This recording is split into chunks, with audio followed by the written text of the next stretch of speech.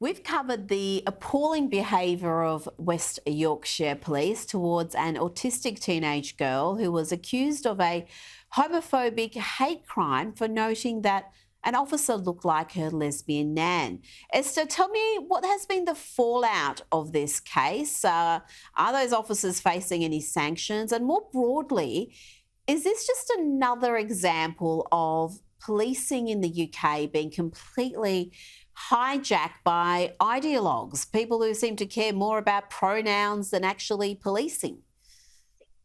Yes. Well, when we talk about policing here in the UK, the idea that policing by consent has now moved towards, actually, if you say a hateful comment online or what is considered hateful, or if you say something that hurts people's feelings, you can get arrested for it. It's completely bizarre to English tradition. But unfortunately, that's what's been happening. There have been many arrests in the UK based on effectively what people have heard online or seen online, or comments that they've taken the wrong way. And it begs the question: should our police be dedicating their very finite resources to prosecuting this? Now, this young girl in question, and the background story behind it is her older sister tried to contact her mother while they were at a party, and she noticed that her sister, who is autistic, was getting quite agitated. Apparently, she was under the influence of alcohol, but that's not really been confirmed yet. And so when she couldn't reach her mother, she called the police because she wanted some sort of authority figure to get her sister under control. Of course, she was concerned.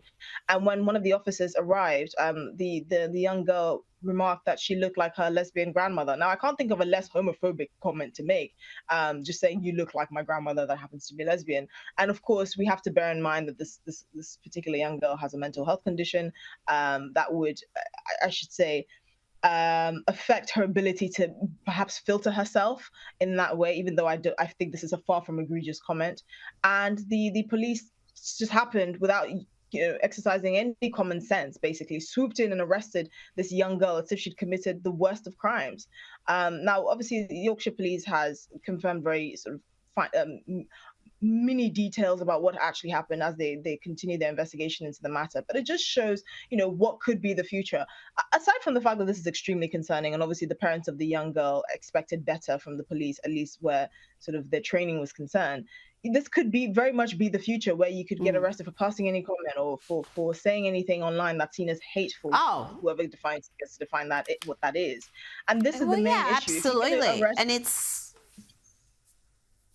it's not isolated. We've interviewed people who've been targeted by police for liking a amusing limerick that poked fun at the excesses of the trans movement. There was a grandmother who was terrorised for some tweets. Again, I think just some amusing tweets that weren't particularly hateful, but were critical of the trans agenda. So there is certainly an issue in the UK, and I'm sure it's not just restricted to the UK.